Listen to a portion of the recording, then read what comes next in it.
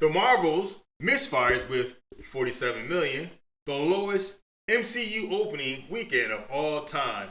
The MCU is dead. Put the Terminator on it.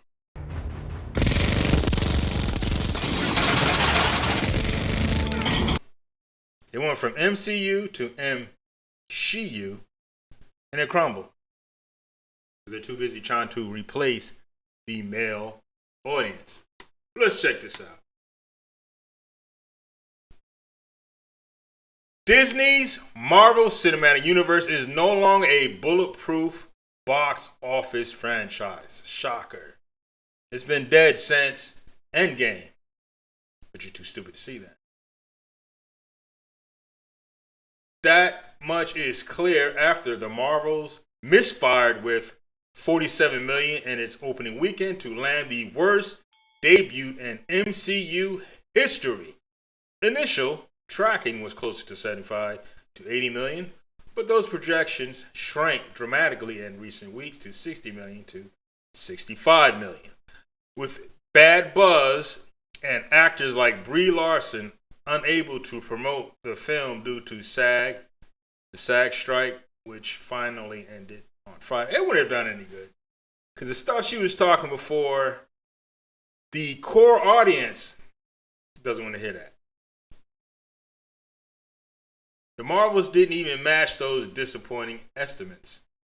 Only two other films in the sprawling series, The Marvels is the 33rd installment in 15 years, have opened to lower than 60 million. 2008's The Incredible Hulk with 55.4 million.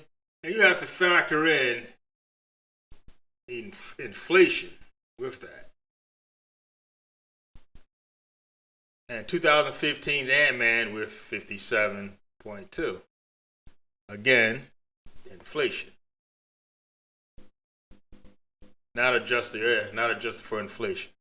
Although the MCU has been showing rare signs of wear and tear in its spandex, the franchise's other two big screen adventures to open this year, February's Ant-Man and Wasp, Quantumania on 106 mil, and May's Guardians of the Galaxy, Volume 3, 118 mil, still managed to hit triple digits in their respective debuts.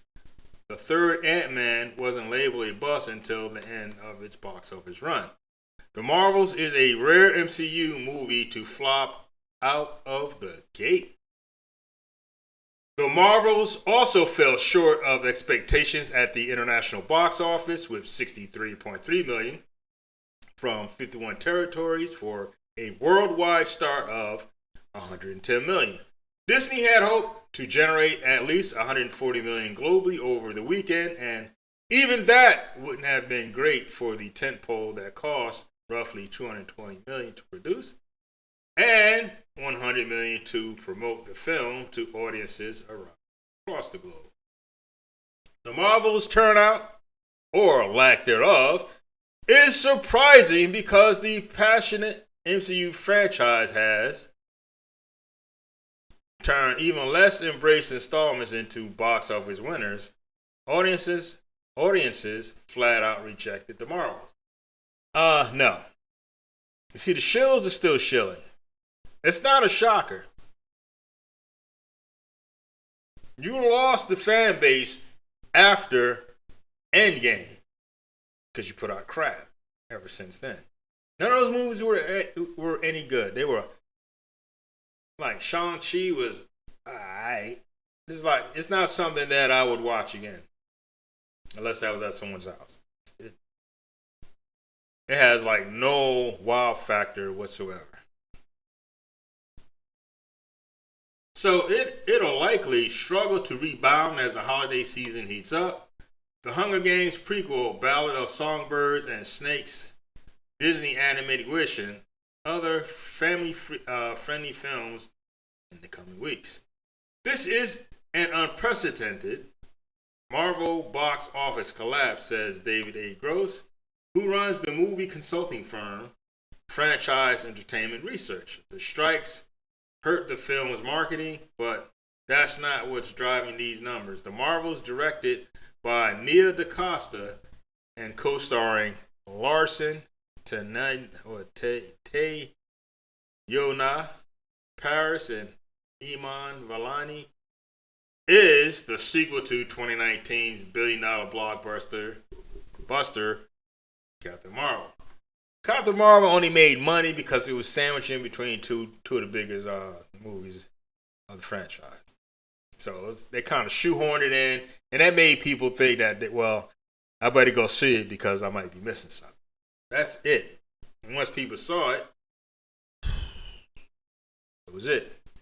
The Fallout film didn't come anywhere close to the heroic 153 million debut of its predecessor. However, Captain Marvel was advantageously released between two of the biggest, of all time, 2018's Avengers Infinity War and 2019's Avengers Endgame, which made it appointment viewing for comic book fans. So yeah, that's what I said. Okay, that's the bottom line. That's the only reason why that movie made any money. And it was a terrible movie. Terrible. At the time, Marvel could do no wrong at the box office, delivering a $1 billion behemoth with casual snap of Thanos figures. It was always going to be tough or next to impossible to top the cultural force of Endgame. But attendance for some of the films in its wake have been startlingly earthbound. This comes as Disney has introduced countless new characters, spin-off sequels, and TV series that have graced the big and small screen. For casual viewers, the Marvel devotees alike, it's a lot to keep up with. Since the scamdemic, superhero films have endured simultaneous streaming, unimaginative, and bad movies, and saturation on TV gross ads. Yeah, it was just bad. That's like the video I made the other day. When you get too much of a bad thing, because that's what we got. Too much of a bad thing. Too much of a good thing is bad, but too much of a bad thing is even worse. Does this mean that superhero fatigue has plagued society once and for all? Not necessarily. But the disastrous turnoff for Marvels could force a reckoning at Disney now that it's clear that audiences aren't willing to see any old superhero movie on the big screen. Earlier this week, the company postponed the next 4 MCU installments, Deadpool 3, Captain America, A Brave New World, Thunderbolts, and Blade, because of strike-related production delays, which gives the studio time to tinker with its strategy before Earth's mightiest heroes return to the multiplex.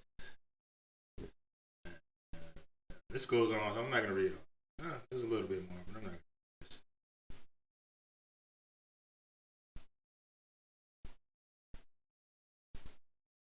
A little bit long. I'll link it in the description box so you guys can read it on your own.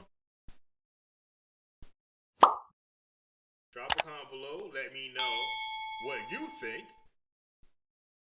Like, share, subscribe, and I'll see you fellas in the next video.